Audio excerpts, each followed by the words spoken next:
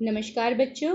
आज जो मैं आपके लिए अध्याय लेकर आई हूँ वो प्रेमचंद द्वारा रचित दो बैलों की कथा पर आधारित है। ये अध्याय 9वीं कक्षा का प्रथम पाठ है जो क्षितिज की किताब से लिया गया है। उम्मीद करती हूँ कि मेरे द्वारा समझाया गया ये पाठ आपको भली भांति समझ में आएगा और आप इस पाठ के मूल भाव को समझ पाएंगे। इस पाठ को शुरू करने से पहले चलिए मैं आपको प्रेमचंद जी के बारे में थोड़ा सा बता देती हूँ। जब आप इस किताब को पढ़ेंगे तो हर अध्याय को शुरू करने से पहले उस अध्याय के निर्माता अर्थात उस अध्याय को रचने वाले रचनाकार के बारे में थोड़ा बहुत दिया गया है, जिससे कि आप उनके बारे में विशेष जान सकते हैं। आइए हम दो बैलों की कथा का जो अध्याय है उसके रचयिता प्रेमचंद जी के बारे में जानते हैं। प्रेमचंद का जन्म सन 1880 में बनारस के लमही गांव में हुआ था। आप सभी जानते बनारस कहाँ है? उत्तर प्रदेश में। तो उनका जन्म कहाँ है? मुख्य रूप से उत्तर प्रदेश के बनारस के लमही गांव में हुआ था। उनका मूल नाम धनपत राय था। मूल मतलब जो मुख्य नाम से आप उसे जान सकते हैं। प्रेमचंद का बचपन अभावों में बीता और शिक्षा बीए तक ही हो पाई। अभाव का मतलब जैसे कि आप और भी ज़्यादा पढ़ना चाहते हैं परंतु आपके पास सुख सुविधाएं या साधन नहीं हो पाते हैं या आगे की पढ़ाई के लिए पैसे नहीं जुट पाते हैं तो आप आगे की पढ़ाई नहीं कर पाते। उसी प्रकार से प्रेमचंद जी के पास भी पैसों का अभाव था जिसके कारण वो पढ़ाई नहीं कर पाए थे, केवल बीए तक की ही शिक्षा ले पाए थे। उन्होंने शिक्षा विभाग में नौकरी की परंतु असहयोग आंदोलन में सक्रिय होने के लिए सरकारी नौकरी से त्यागपत्र दे दिया और लेखन कार्य के प्रति पूरी तरह से समर्पित हो गए। आप जानते हैं कि 1880 मतलब उस समय गांधी जी का भी समय था जिस समय प्रेमचंद जी भी थे।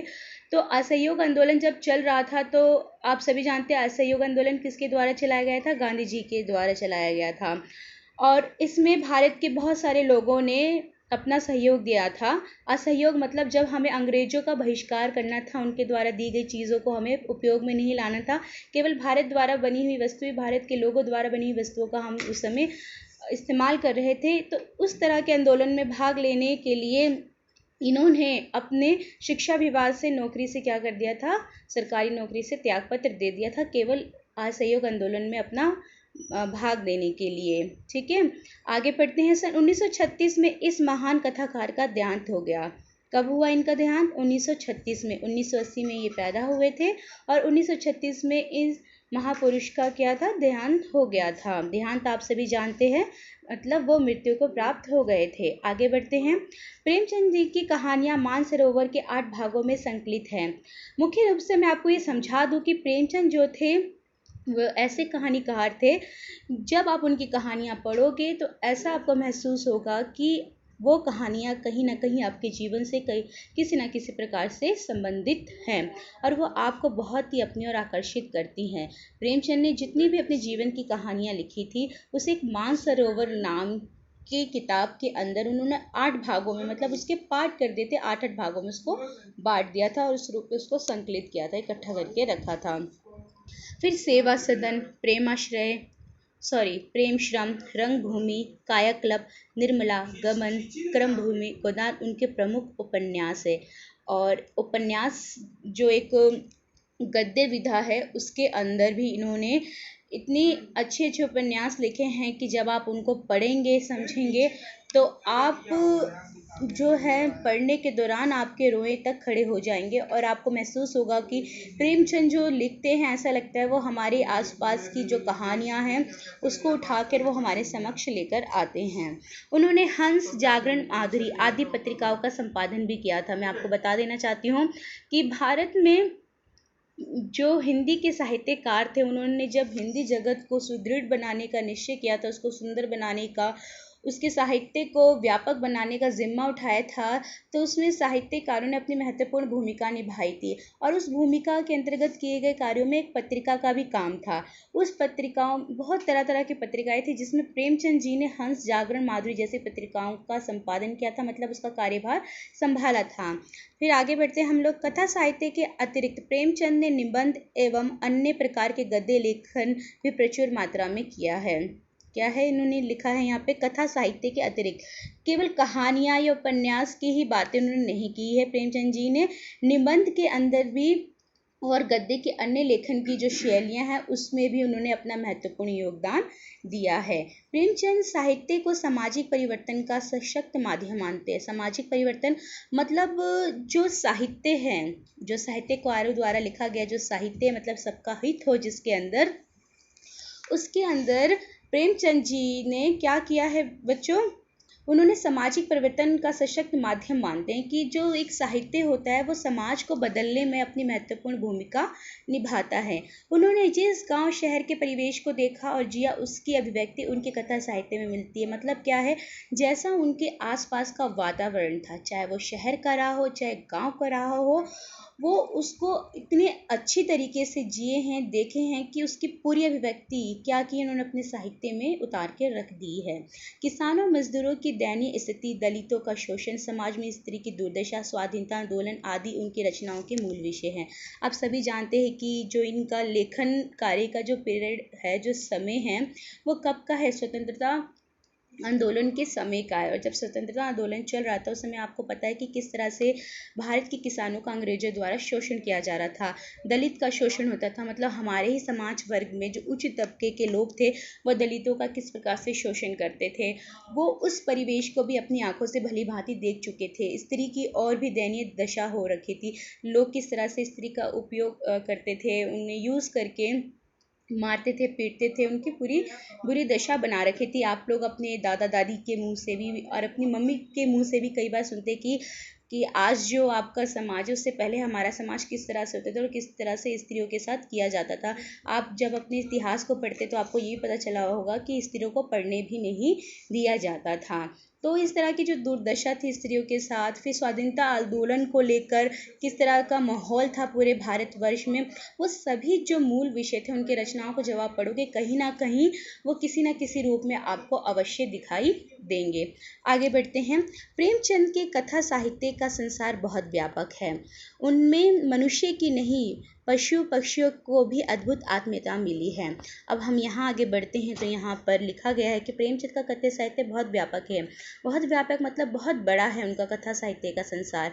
उन्होंने मनुष्य की नहीं पशु पक्षियों को भी अद्भुत आत्मीयता मिली है। मतलब केवल एक मनुष्य का ही स्वभाव उन्होंने अपने रचना में उसको स्थानीय दिया। जो पशु पक्षी भी है, एक दूसरा जगत है, जीव जगत है, उसको भी वहाँ पर वो आत्मीय रूप से स्वीकार करते हैं और उसके अंदर भी अपना भाव डालकर, उन जीवों का भी भाव डालकर हमारे समक्ष रखते हैं और ऐसा लगता है कि वो जीव भी हमारे समक्ष बोल पड़े हैं। बड़ी से बड़ी बात को सरल भाषा में सीधे और संक्षेप में कहना प्रेमचंद के लेखन की प्रमुख विशेषता है। मतलब कितनी भी बड़ी बात क्यों ना हो, उन सभी को प्रेमचंद जी क्या करते हैं, बड़ी ही सरलता से, सहजता से वो अपने लेखन में उतार देते हैं और हम सभी के समक्ष ला के रख देते हैं। उनकी भाषा सरल, सजीव एवं मुहावरेदार है। भाषा कैसी है? सरल है, सजीव है। जब आप उनके भाषा के संदर्भ को पढ़ोगे या जो उन्होंने लिखा है उसको जब लाइन से पढ़ोगे तो ऐसा लगता था कि वो शब्द क्या है, एकदम से सजीव, यानी उसमें जान आ गई हो उन शब्दों के अर्थ में। इस तरह से वो अपने शब्दों का चयन करते हैं और उसको अपनी कहानी में या अपने लेखन में उतार देते हैं। मुहावरेदार भाषा, आपने कई बार अपने घर में बड़े बुजुर्गों की भाषा सुनी होगी, जब वो किसी बात को समझाना चाहते हैं तो कई जगह पे वो मुहावरे का प्रयोग करते हैं। उसी प्रकार से प्रेमचंद भी अपनी बात की पुष्टि के लिए क्या करते हैं, मुहावरेदार भाषा का प्रयोग करते हैं। तथा उन्होंने अरबी, फारसी और अंग्रेजी के प्रचलित शब्दों का प्रयोग कुशलतापूर्वक किया है। यहाँ तक कि केवल हिंदी के ही शब्दों का, उर्दू के शब्दों का ही या फिर जो हमारी आम चाल की बोल भाषा होती है उसका ही प्रयोग नहीं किया, बल्कि अरबी, फारसी और अंग्रेजी के भी जो प्रचलित शब्द है जिसे हम बड़ी सरलता से अपनी भाषा में लेकर बोलते हैं, आसपास बोलते हैं, उन सभी शब्दों को उन्होंने अपनी कहानी में, अपनी रचना में मुख्य रूप से स्थान दिया है। मतलब प्रयोग किया कुशलतापूर्वक। ऐसा नहीं लगेगा कि ज़बरदस्ती उसमें उन्होंने उसको घुसाया है कि अपने आप को महान दिखाए, नहीं, वो इस तरह से इन शब्दों का प्रयोग करते हैं कि कहानी में ऐसा लगता है कि शब्द बड़े ही सरल और सहज रूप से अपने आप ही स्वाभाविक रूप से आ गए होंगे। आगे बढ़ते हैं। अब ये थोड़ा सा आप देखेंगे कि इन्वर्टेड कोमा में या फिर पैराग्राफ में समेट के रखा हुआ है।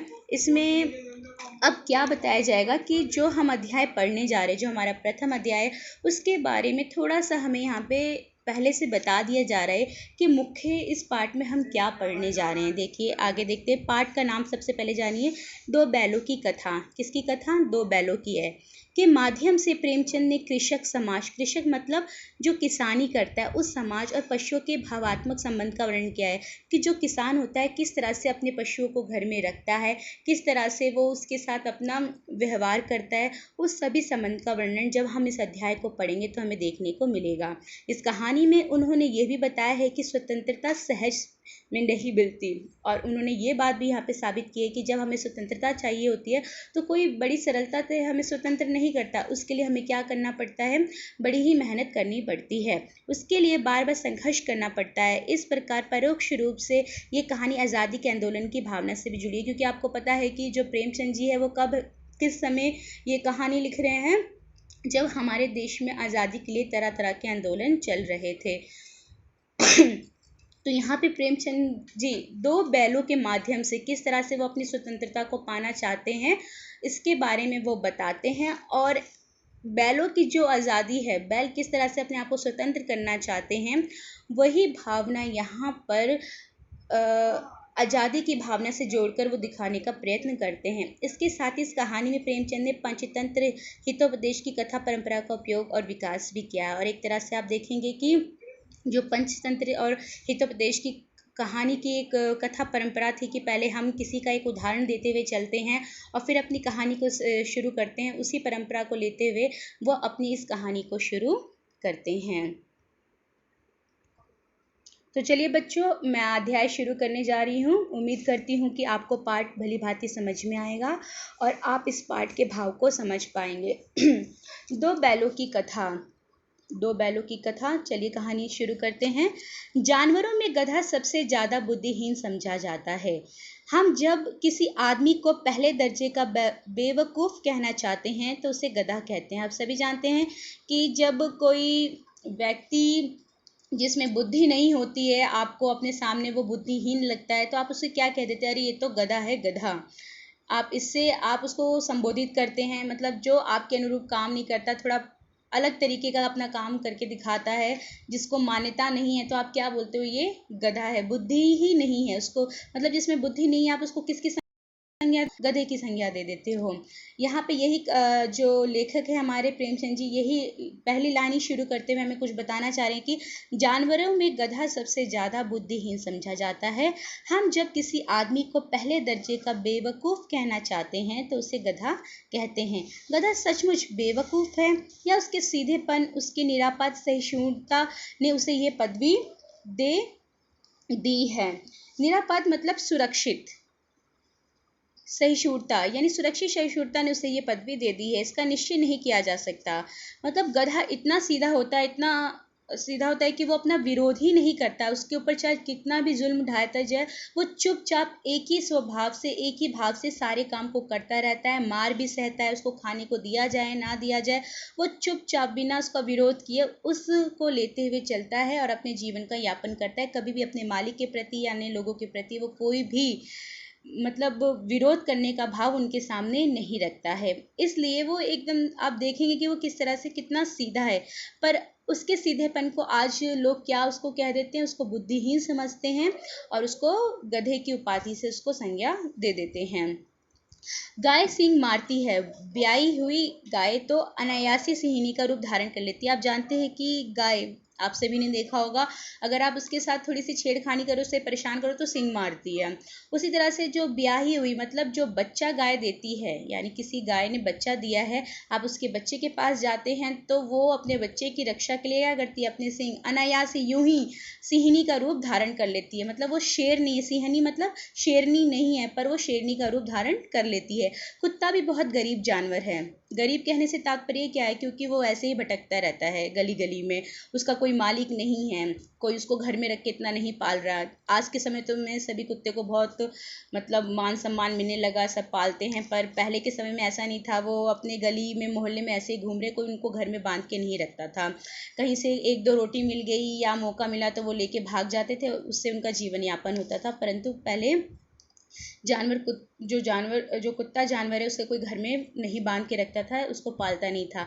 लेकिन कभी कभी उसे भी क्रोध आ ही जाता है, परंतु जब उसके साथ भी बुरा होता है वो भी क्रोध ले आता है, और क्रोध की भावना से वो उसका भी विरोध सामने वाले का करता है। किंतु गधे को कभी क्रोध करते नहीं सुना है। लेकिन मैंने आज तक, प्रेमचंद जी कहते हैं, लेकिन आज तक मैंने कभी नहीं सुना कि किसी गधे के साथ कितना भी अत्याचार हो रहा हो वो उसका विरोध करने के लिए आगे बढ़ा हो। जितना चाहे गरीब को मारो, चाहे जैसी खराब सड़ी हुई घास सामने डाल दो।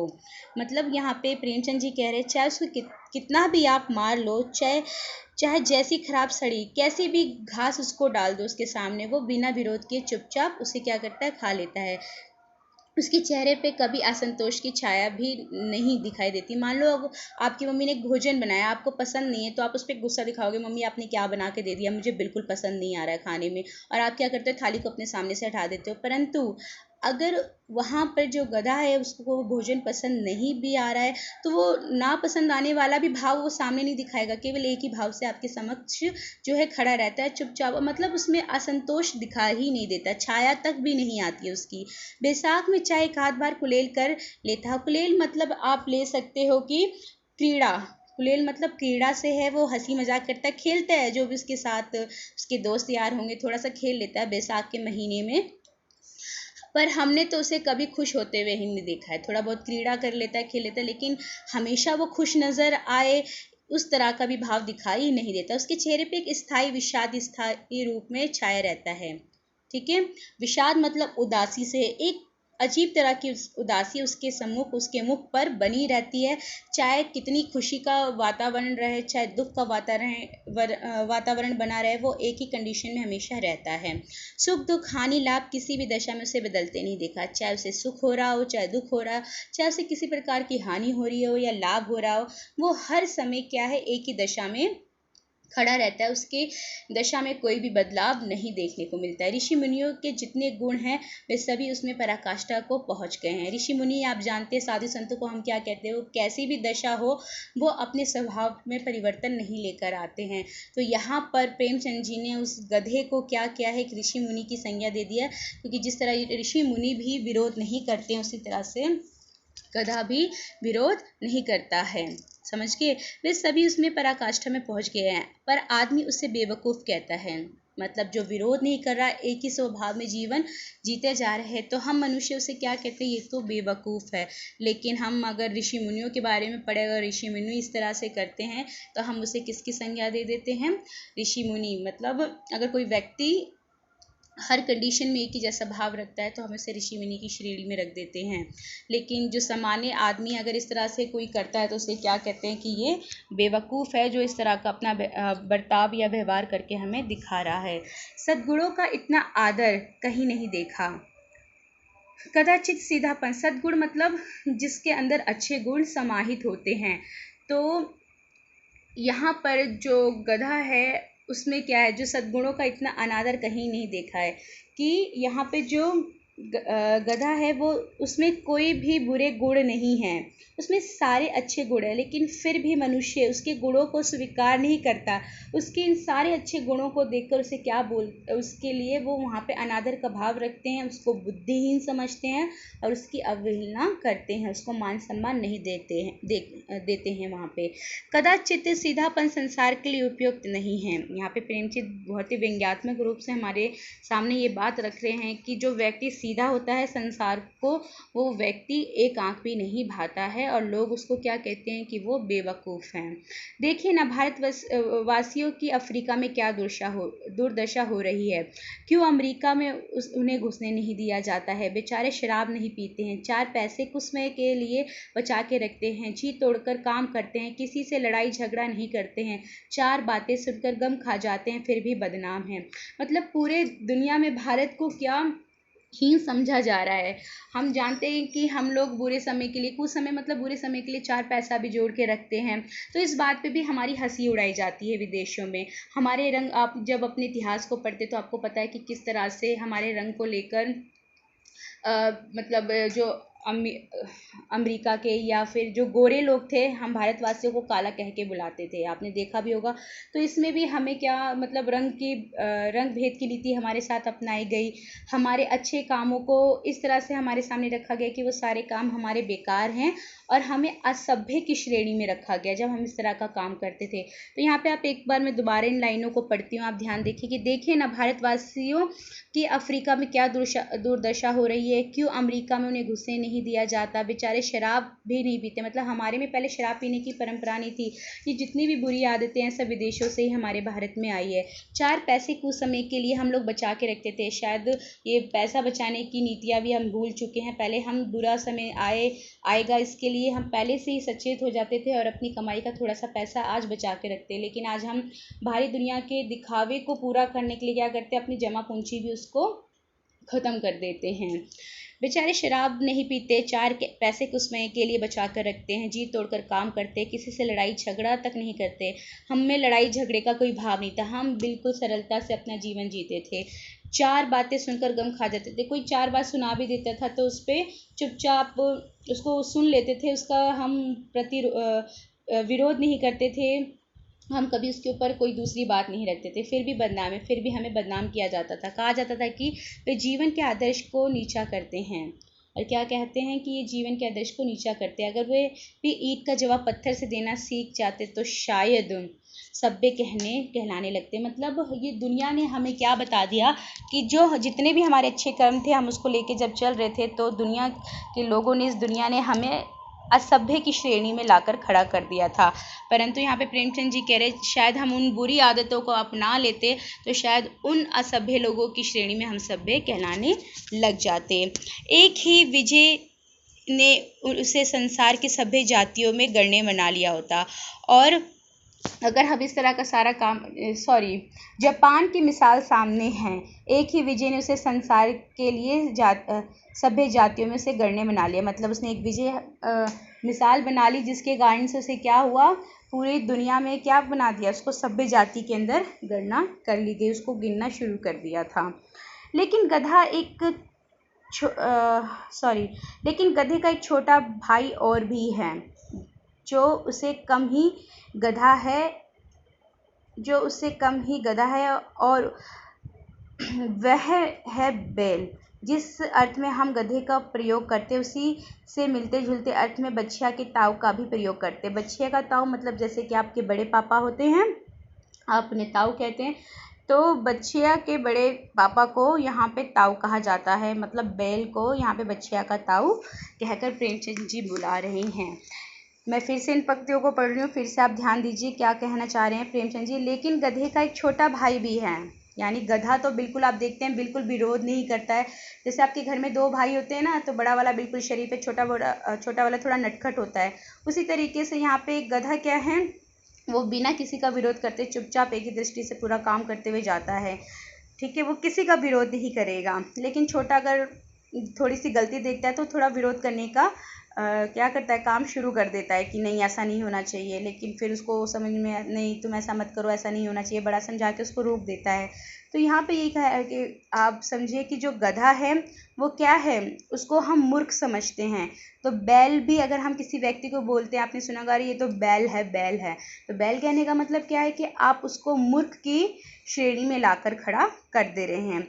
जो उससे कम ही गधा है, मतलब गधा का जो हिस्सा है, आप जिस रूप से गधे को गधा कह रहे हो, उसमें गधे से थोड़ा सा जो कम गधा है वो कौन है, बैल है। जिस अर्थ में हम गधे का प्रयोग करते हैं उसी से मिलते जुलते अर्थ में बछिए के ताऊ का भी प्रयोग करते हैं। कुछ लोग बैल को शायद बेवकूफ़ों में सर्वश्रेष्ठ कहेंगे। मतलब क्या, जो सर्वश्रेष्ठ कोटि का बेवकूफ़ होता है हम उसको बैल कह जाते हैं, मगर हमारा विचार ऐसा नहीं है। यहाँ पे जो प्रेमचंद जी कह रहे हैं वो कह रहे हैं कि हमारा विचार ऐसा नहीं है। बैल कभी कभी मारता भी है, जैसे आपने ऊपर आपने पढ़ा है कि चाहे कैसी भी दशा हो, गधा कभी विरोध नहीं करता, कभी किसी को मारता नहीं है, चुपचाप एक ही मनोदशा में खड़ा रहता है। परंतु यहाँ पर जो प्रेमचंद जी कहते हैं कि ऐसा नहीं है। बैल को जब गुस्सा आता है, अगर वो अड़ जाता है तो वो क्या करता है, वो मारता भी है। कभी कभी अड़ियल बैल भी देखने में आते हैं। और कई बार आप गांव के लोगों से बात करो या गांव जाते होंगे जहाँ पे बैल खड़े होते हो, कई बार आप उनके स्वभाव आपको पता चलेगा कि बैल का एक अड़ियल रूप भी आपको देखना। अड़ियल मतलब जो अड़ जाए, अपनी बात मनाने के लिए एकदम से खड़ा हो जाए, वहाँ पे वो अड़ियल बैल के रूप में देखने को आ जाता है। और भी कई रीतियों में अपना असंतोष प्रकट करते हैं। और कई बार बैलों को जब अपनी बात नहीं, सामने वाले की बात पसंद नहीं आती है, तो वो अलग अलग तरीके से क्या करते हैं, असंतोष प्रकट करते हैं। कि जैसे कि आपने छोटे बच्चों को देखा है ना, अगर उनकी बात को नहीं माना जाता है तो वो ज़मीन पर लेट के रोने लग जाएंगे, गुस्सा दिखाएंगे। उसी तरह से अगर बैल के मन मुताबिक उसका मालिक काम करके नहीं देता या उसको अच्छा चारा नहीं डालता, तो वो गुस्सा दिखाता है, थोड़ा बहुत विरोध करता है। अतएव उसका स्थान गधे से नीचे है। इसलिए हम बैल को और गधे को एक ही रूप में लेके नहीं चल सकते हैं। ठीक है, थोड़ा सा इनमें अंतर है।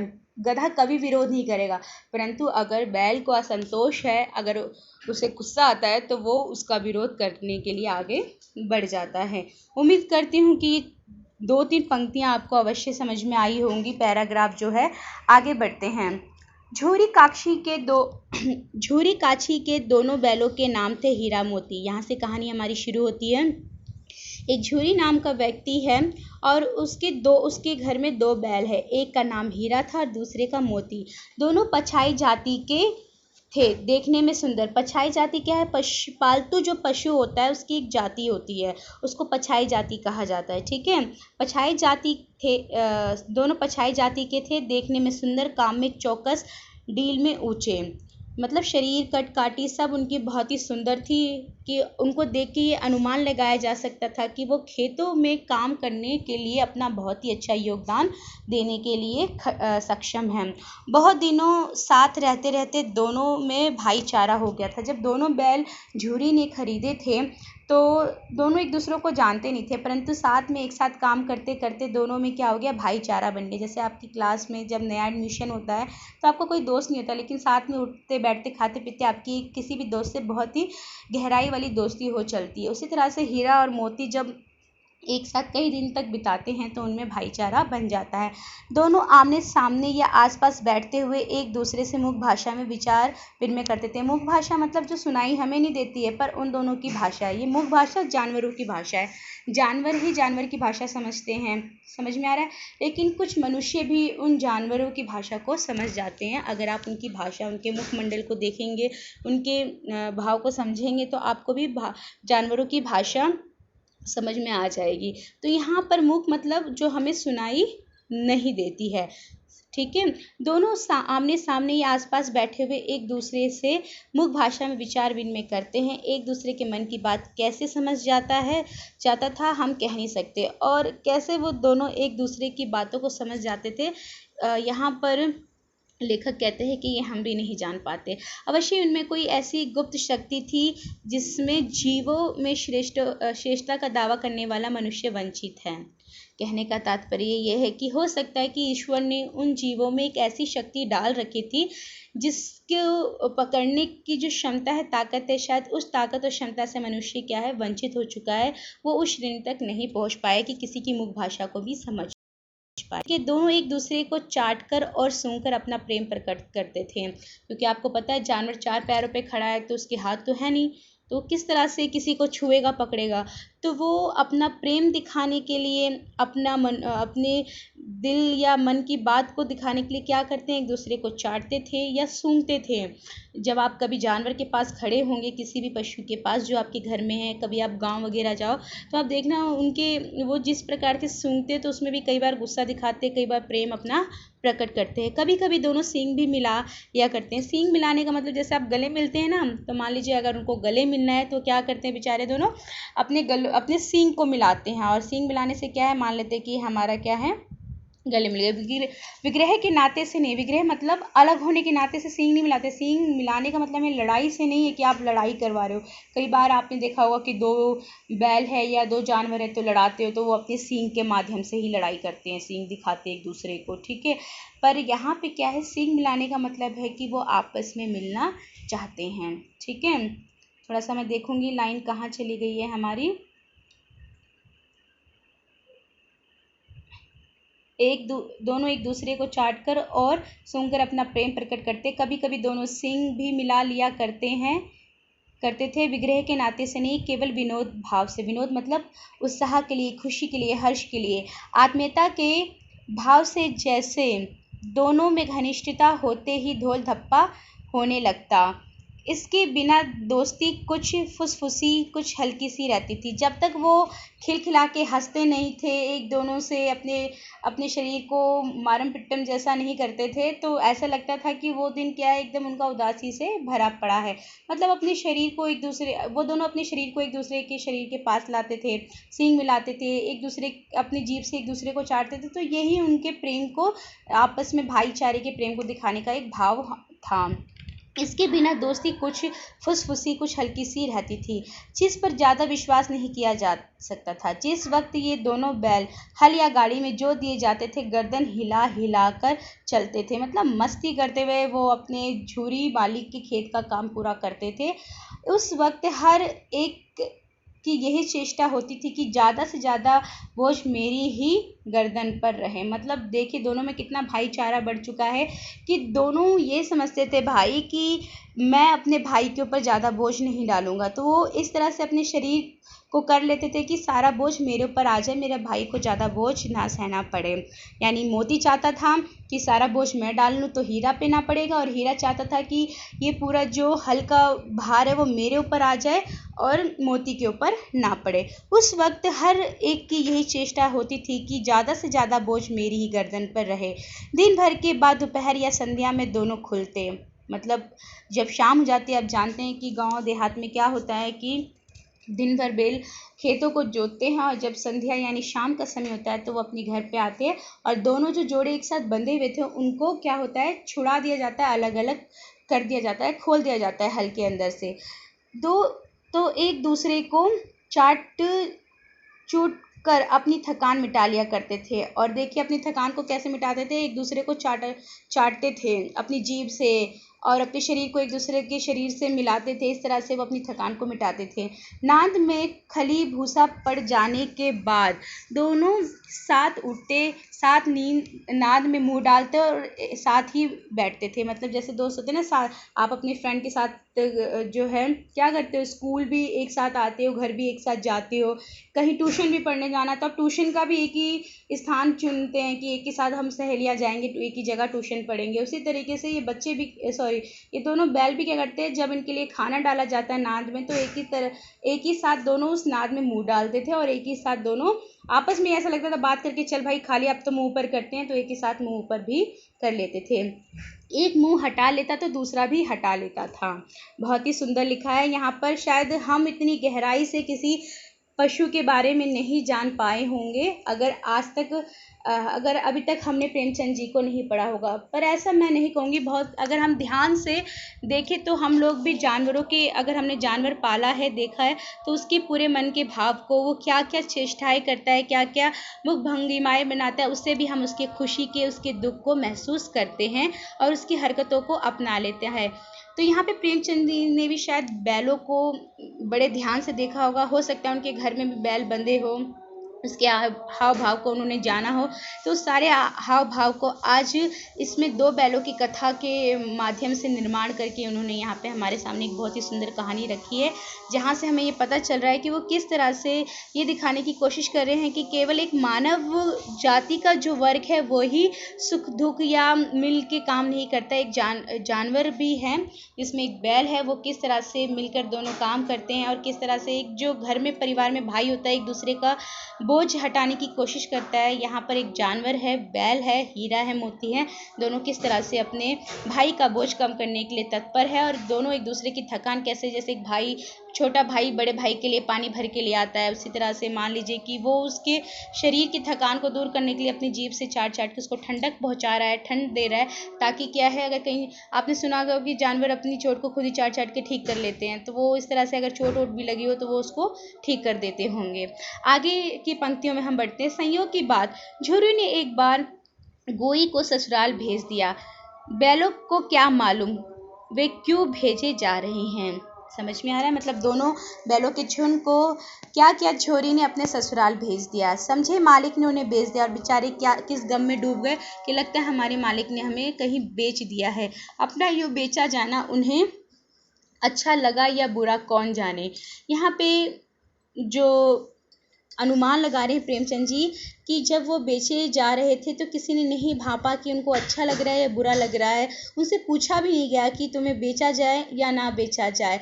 कोई इस बात का अनुमान नहीं लगा पाया। बस यहाँ पे प्रेमचंद जी कल्पना करें कि अच्छा लगा या बुरा कौन जाने, पर झूरी के साले गया को घर का एक गोई ले जाने में दांतों पीसना आ गया। ठीक है, मतलब इन दोनों जोड़े बैल के जोड़ों को भले उनको पसंद नहीं आया, किसी को नहीं पता था, लेकिन जब रास्ते में झूरी का जो साला था, कौन साला आप जानते ही हैं, पत्नी का जो भाई होता है उसे हमारे यहाँ साला कहा जाता है। तो झूरी का जो भाई है, पत्नी का जो भाई है, गया को घर तक गोई ले जाने में दांतों पीसना आ गया। मतलब उसको बहुत ही मुश्किल, यहाँ पे मुहावरा है दांत पीसना, आप इसको टिक कर लेंगे पेंसिल से, क्योंकि जब अब परीक्षा की दृष्टि से इसको तैयार करेंगे तो यहाँ पर अगर कहा जाए कि पाठ के अंतर्गत कौन सा मुहावरा आया है, तो पहला मुहावरा हमें मिल रहा है, इसे निशान लगा लीजिए, आपके काम में आएगा।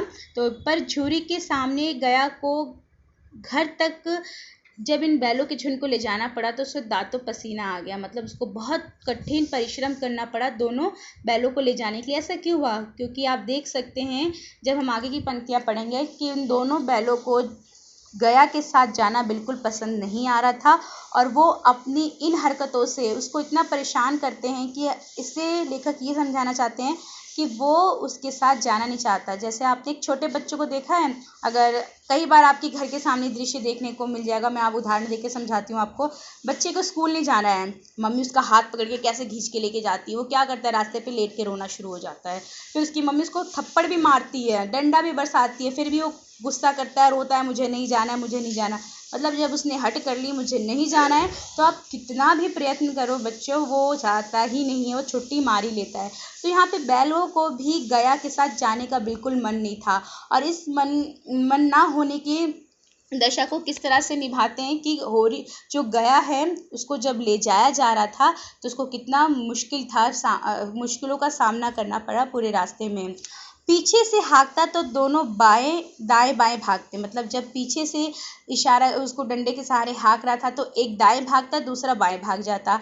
पगहिया पकड़कर आगे से खींचता। गले में जो रस्सी बांधी जाती है उसको पगहिया कहता। तो जब आगे से लेके चलता और बैलों को पीछे रखता और रस्सी के सहारे खींचते हुए चलता, तो दोनों पीछे को जोर लगाते। और कैसे? मतलब पीछे ही अपने आप पूरे शरीर की शक्ति को खींच के रखते कि वो हमें आगे ना खींचे। मारता दोनों सींग नीचे करके हुंकारते, और जब मारता तो क्या करता, सींग दिखाते, उसे गुस्सा करते कि तुम मुझे मार क्यों रहे हो। मतलब गया पे पूरा अपना क्रोध दिखाते ना जाने के लिए। अगर ईश्वर ने उन्हें वाणी दी होती तो झूरी से पूछते, तुम हम गरीबों को क्यों निकाल रहे हो। और यहाँ पर ऐसा बड़ा ही अच्छा मनोभाव यहाँ पे प्रेमचंद जी ने लिखा है कि यहाँ पर उन्हें ये महसूस हुआ कि वो दोनों बैल क्या कह रहे हैं कि अगर उनके पास वाड़ी होती तो वो अपने मालिक से पूछते हैं आखिर हमारी गलती क्या थी, हम गरीब हैं तो आप कहीं हमें घर से निकाल देंगे, हमने तो तुम्हारी सेवा करने में कोई कसर नहीं उठा रखी। और वो क्या प्रश्न करते आगे, क्या हमने कभी तुम्हारी सेवा करने में कोई कसर कम रखी, क्या तुम्हारे खेतों को कम जोता था जो आप हमें इसके हवाले कर रहे हो। अगर इतनी मेहनत से काम ना चलता था तो और काम ले लेते। अगर आपको लगता था कि हम आपके लिए मेहनत कम कर रहे हैं, आपको पूरा काम करके नहीं दे रहे, तो एक बार हमसे कहते तो सही कि थोड़ा और मेहनत करो, तुम्हारी इतनी मेहनत से मेरे खेत का काम नहीं होगा, तो शायद हम तुम्हारे लिए और मेहनत करते। हमें तो तुम्हारी चाकरी में मर जाना कबूल था। चाकरी मतलब तुम्हारे काम के लिए हम अपने प्राण तक निछावर कर देते। एक बार आप कह के तो देखते। ये मन ही मन यहाँ पे प्रेमचंद जी दोनों बैलों के जो मन के भाव थे उसको यहाँ पे रखने की कोशिश कर रहे हैं। हमने कभी दाने चारे की शिकायत नहीं की, तुमने जो कुछ दिखलाया वह सिर झुकाकर खा लिया, फिर तुमने हमें इस जालिम के हाथ क्यों बेच दिया। यहाँ पे झूरी से दोनों बैल क्या कर रहे हैं, प्रश्न कर रहे हैं कि अगर हमने कभी भी तुमने जो खाना दिया उसका विरोध नहीं किया, तुमने जैसे हमें पाला हम उसी हिसाब से पलते रहे, तो हमारी कमी क्या थी कि आपने हमें इस जालिम के हाथ बेच दिया। संध्या समय दोनों बैल अपने नए स्थान पे पहुंचे। दिन भर के भूखे थे, लेकिन जब नाद में लगाए गए तो एक ने भी उसमें मुंह न डाला। मतलब उन्हें बहुत गुस्सा आया था पूरे दिन से कि उन्हें घर से निकाल दिया गया है, किसी अन्य व्यक्ति के घर भेज दिया गया है। उन्हें बिल्कुल भी ये बात पसंद नहीं आई थी और इसका विरोध दिखाने के लिए दोनों भाई ने क्या किया, नाद में अपना मुंह नहीं डाला और उस दिन भोजन नहीं किया। आपको पता है, जब आपका दिल दुखता है, आपको गुस्सा आता है, आपको कोई बात पसंद नहीं आती, तो उस दिन आप क्या करते हो, अन्न त्याग देते हो, खाते पीते नहीं हो। तो यहाँ पे खाना पीना क्या है, अनशन करना है, हड़ताल करना है। तो दोनों बैलों ने एक तरह से हड़ताल का रूप अपना लिया था। दिल भारी हो रहा था। दिल भारी मतलब उन्हें रोना जैसा आ रहा था, जिसे उन्होंने अपना घर समझ रखा था। मतलब वो झूरी के घर को अपना पूरा घर समझते थे। वो मानते थे कि वो उनका आंगन है, घर है। वो भले अपने घर से क्यों जाएंगे, जैसे आपका घर होता है ना, आप अपने घर को छोड़ के नहीं जाना चाहते, उसी तरह से वो दोनों बैल भी उस घर को छोड़ के नहीं जाना चाहते। ऐसा कब होता है, जब हमें अपने घर पे बहुत सारा प्रेम मिलता है तो आप किसी अन्य घर पे नहीं जाना चाहते। वह आज उनसे छूट गया था और आज उनका घर क्या था, उनसे दूर हो गया था। नया घर, नया गांव, नए आदमी उन्हें बेगाने से लगते थे और वो गांव भी छूट गया था। गांव के सभी लोगों से वो भली भांति परिचित थे, अपने घर के सदस्यों से परिचित थे, अपने घर के बगान, जितने भी बाग बगीचे थे वो सब उनके अपने थे, खेत अपने थे। परंतु आज नई जगह पे जाके उनको बिल्कुल भी अच्छा नहीं लग रहा था। मैं आज यहीं तक आपको पढ़ाऊँगी। अगला मैं आपको इसका भाग लेकर आऊँगी और आगे इस कहानी को जारी रखूँगी। उम्मीद करती हूँ कि आपको कहानी का इतना भाग समझ में आया होगा, और अगर आपको इस कहानी से कुछ भी ना समझ में आया हो तो आप मुझे कमेंट करके बता सकते हैं।